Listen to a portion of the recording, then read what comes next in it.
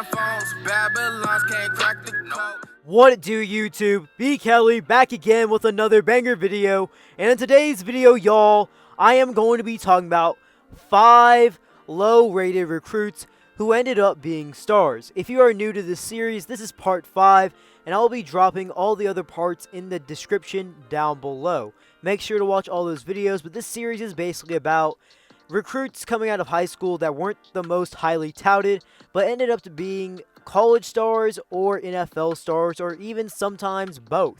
And before I move on with the video, remember to smash that like button and subscribe if you haven't already, as we are on the road to 10K. Now, let's get into it. The first player I'm going to be talking about in today's video comes from the 2012 recruiting class, and that's none other than George Kittle. In this class, he was a 3-star recruit, ranked outside the top 1,500, and was the 199th best player in his position.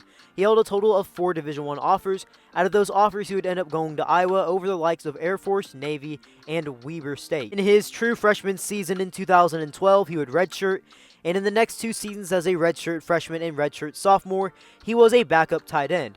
Once 2015 came as a redshirt junior, his role expanded and he was a starting tight end, and in that season he had 20 receptions for 290 yards and 6 touchdowns. In his final year as a Hawkeye in 2016 and 9 games played, he had 314 receiving yards and 4 touchdowns through the air. He ended his career as a Hawkeye with 48 receptions for 737 yards, averaging 15 yards per reception and 10 touchdowns. In the 2017 NFL Draft, he was taken by the 49ers in the 5th round. When George Kittle was drafted by the 49ers, he was not expected to be the player that he is today, which is a top tight end in the NFL. He's had a very good career as a 49er so far in the 5 seasons he's been there, as he currently has 294 receptions for 3,957 yards and 16 total touchdowns through the air, with an impressive catch percentage of 71% for his career. He's made 2 Pro Bowls in 2018 and 2019 and was an All-Pro in 2019. I believe his best season was his breakout season in 2018, in which in 16 games played he had 88 receptions for 1,377 yards and 5 touchdowns. Going on to the 2011 recruiting class, we have quarterback Dak Prescott, and in this class he ranked outside the top 600, was a 3-star recruit, and the number 20 dual threat quarterback in the class. According to 24/7 Sports, he held a total of 2 offers coming out of high school from Mississippi State and LSU. He would end up going to Mississippi State. Dak Prescott would be at Mississippi State for a total of 5 seasons, including a redshirt season in 2011. He would start seeing his first major playing time in 2013 when the original starting quarterback went down with a concussion. In this season, he completed 58% of his passes, threw for 1,940 yards, 10 touchdowns, and 7 interceptions, with 13 total touchdowns on the ground for 829 yards. In 2014, he was the full-time starting quarterback, and he balled out with 27 touchdown passes, 11 interceptions, while throwing for 3,449 yards, and a total of 14 touchdowns on the ground with nearly 1,000 rushing yards. In his final year at Mississippi State, he would complete 66% of his passes, throw for 3,793 yards, 29 touchdowns, and 5 interceptions, and 10 total touchdowns on the ground. All in all, in his career, Dak Prescott was a really good quarterback and is an all-time legend at Mississippi State for the quarterback position. In his career there, he completed 63% of his passes, threw for 9,376 yards, 70 touchdowns, and 23 interceptions. But on the ground, he was special as he rushed for over 2,500 yards, averaging almost 5 yards per carry, and 41 total touchdowns on the ground. Despite having a star-studded career at Mississippi State, Dak Prescott would fall to the 4th round in the 2016 NFL Draft to the Dallas Cowboys. Prescott would end up being the starting quarterback for the Cowboys as a rookie because Tony Romo went down with injury in the preseason, and it's been his job ever since. He had an extremely impressive rookie campaign where he led the Cowboys to a 13-3 record. He was the 2016 AP Offensive Rookie of the Year, rightfully so, as he completed 68% of his passes, threw for over 3,600 yards, 23 touchdowns through the air, and 4 interceptions. On the ground, he also had 6 total touchdowns there as well. In his career so far as a Dallas Cowboy, he's made 2 Pro Bowls. he has a quarterback record of 48-29, while completing 67% of his passes, has thrown for over 19,000 yards, 126 touchdown passes, and only 45 interceptions. Sticking with the quarterback position, in the 2011 recruiting class as well, we have Marcus Mariota. In this class, he was a 3-star recruit, ranked as the 491st best player in the nation and the 18th best dual-threat quarterback. According to 24/7 Sports, he only had 2 offers, and that was between Oregon and Memphis. He would end up going to Oregon. Marcus Mariota would redshirt as a true freshman in 2011, and when 2012 finally came, it was officially the Marcus Mariota era at Oregon, and he did not disappoint in his career. He was a 3-year starting quarterback for the Ducks, and he would end up completing 67% of his passes in his career, throwing for 10,796 yards, 105 touchdowns, and only 14 interceptions in 3 years as the starting quarterback. And he was good on the ground as well, as he averaged over 6.5 yards per carry with 2,237 career rushing yards and 29 career rushing touchdowns.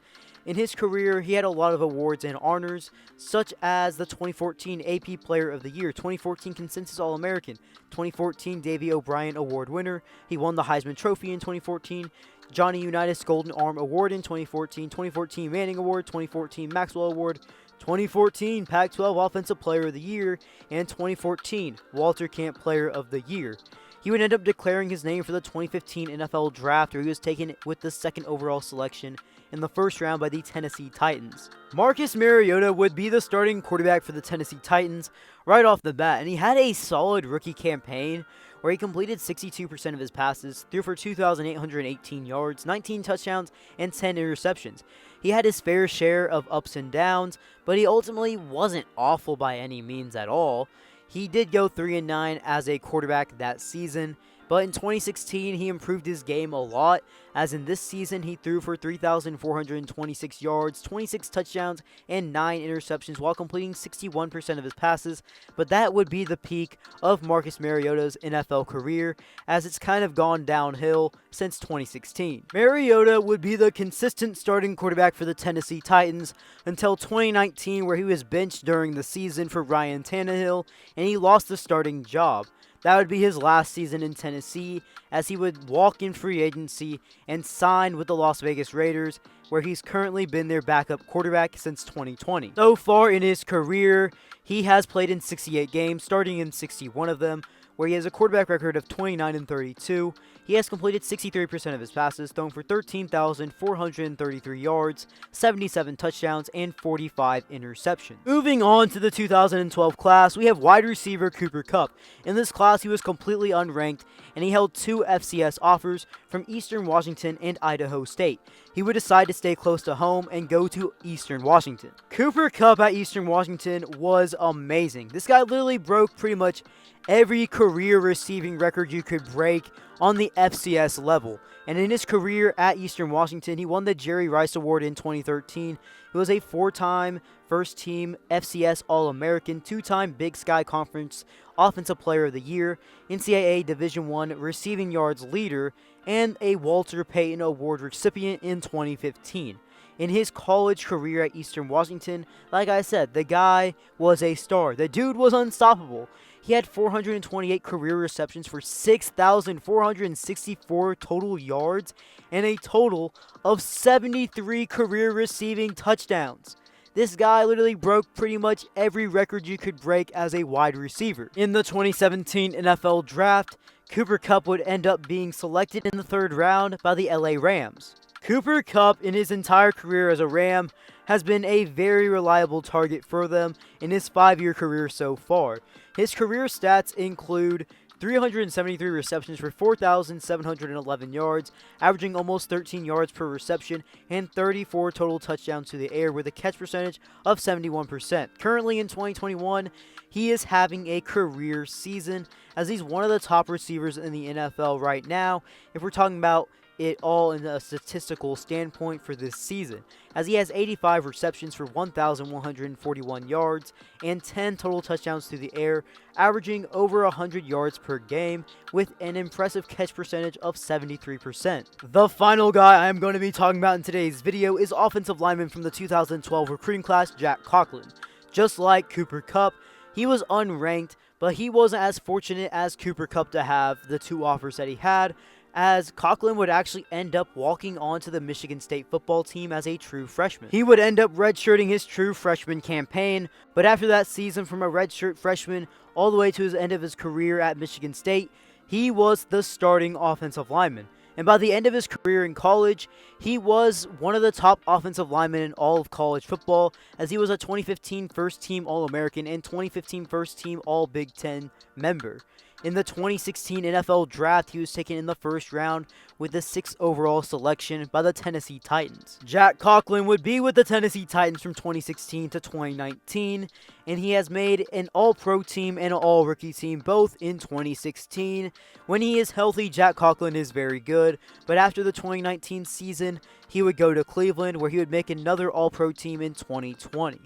He is currently still with the Cleveland Browns to this day. Well guys, if you guys made it this far in the video, comment down below if you want to see another part of this video, and leave video suggestions down below for future video ideas for the channel. And before you head out, remember to smash that like button, turn on those post notifications, and subscribe if you haven't already. B. Kelly, out.